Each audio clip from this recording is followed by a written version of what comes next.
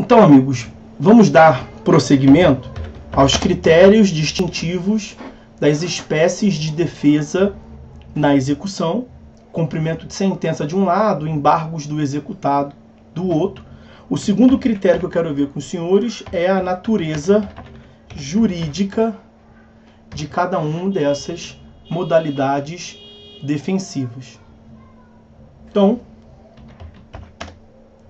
tópico A, vamos assim dizer, vamos falar sobre os embargos à execução. Os embargos à execução, senhores, previsto lá do 914 e seguinte, como mencionei ainda há pouco para os senhores, os embargos à execução têm natureza jurídica de ação autônoma. Os embargos dão ensejo, mediante a propositura de uma ação autônoma, dão ensejo também à formação de um novo processo. Um novo processo que é um processo de natureza cognitiva. Aqui nós temos uma modalidade de defesa que é sui generis. Por que é uma defesa sui generis? Porque é uma defesa que gera a propositura de uma ação. Por meio do exercício do direito de defesa contraditório, a parte dá ensejo ao direito de ação, acesso à justiça, artigo 5º, inciso 35 da Constituição Federal. E ela propõe, ela forma um novo processo, uma nova relação jurídica processual.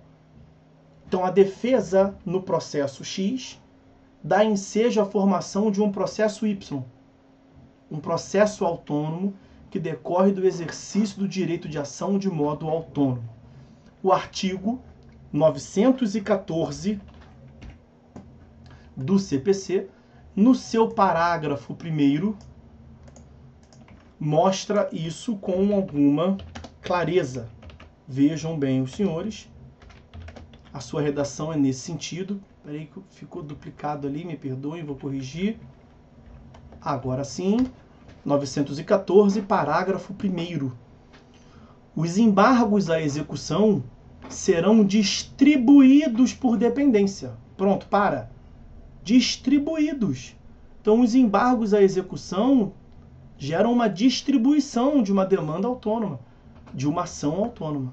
Volto a lhes dizer, o exercício do direito de defesa na execução dá ensejo a uma ação autônoma, um processo autônomo, que são os embargos à execução. Por isso que os embargos à execução têm natureza jurídica de ação autônoma. Eles são distribuídos. Distribuídos por dependência. Distribuídos por dependência à execução. Autuados em apartado e instruídos com cópias das peças processuais relevantes, que poderão ser declaradas autênticas pelo próprio advogado, sob sua responsabilidade pessoal. Então vejam, lá em processo civil 3, os senhores viram o agravo de instrumento, que é um recurso que tem efeito devolutivo imediato, efeito devolutivo diretamente ao tribunal. O agravo ele é proposto diretamente ao tribunal, artigo 1015, 1016, 1017, e ele é, pelo próprio nome, agravo de instrumento, formado por cópias. O tribunal vai julgar um recurso mediante cópias do processo originário. Por quê? Porque os dois vão tramitar em paralelo.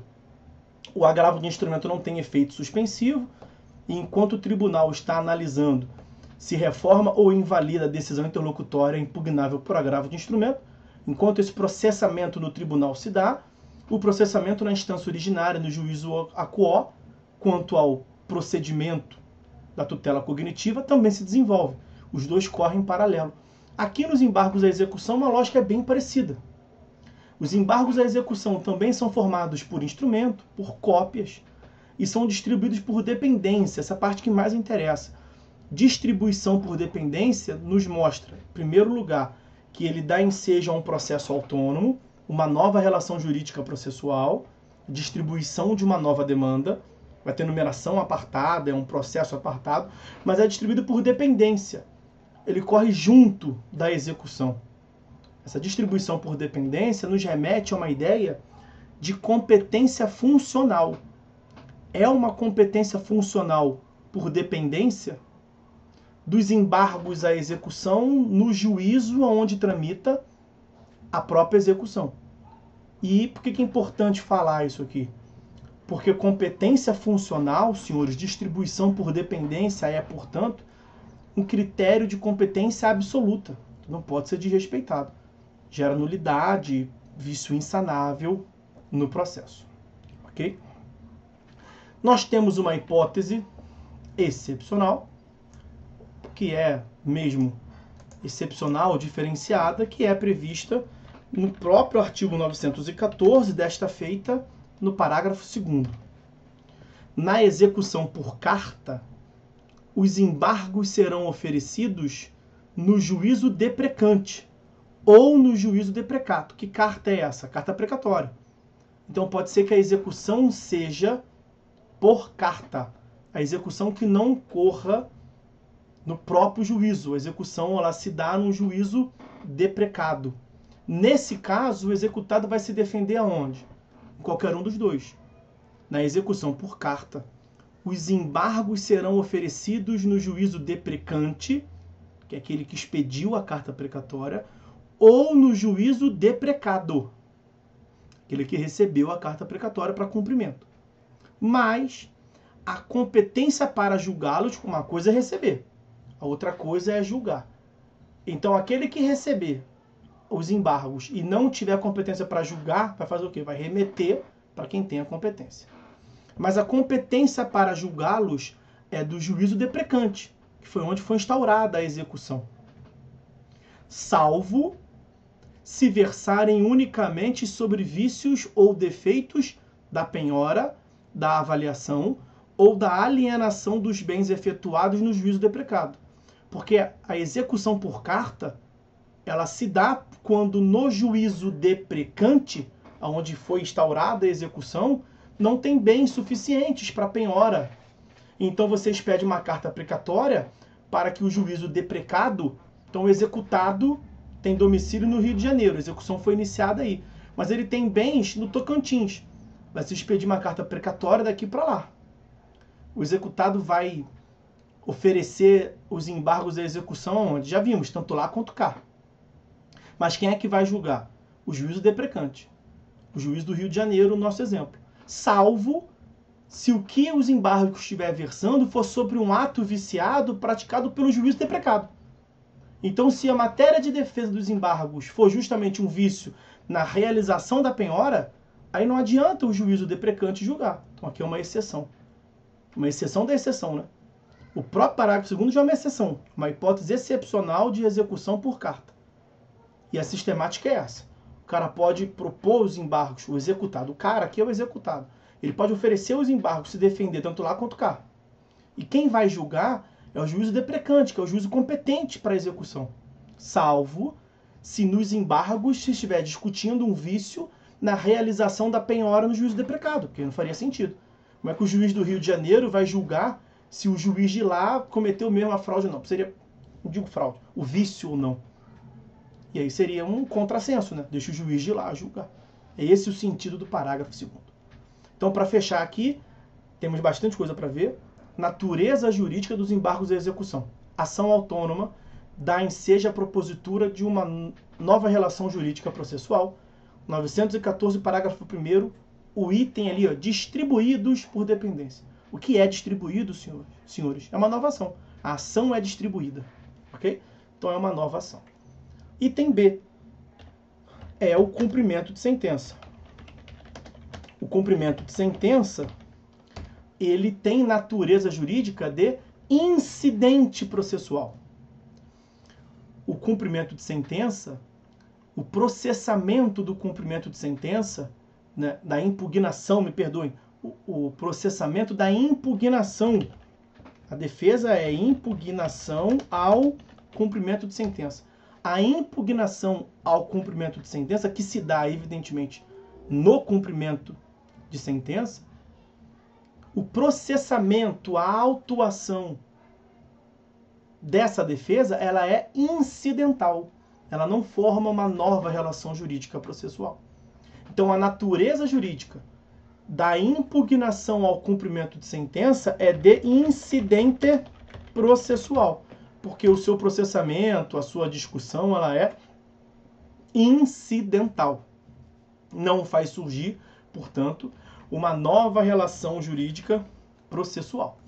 Percebam que o 525,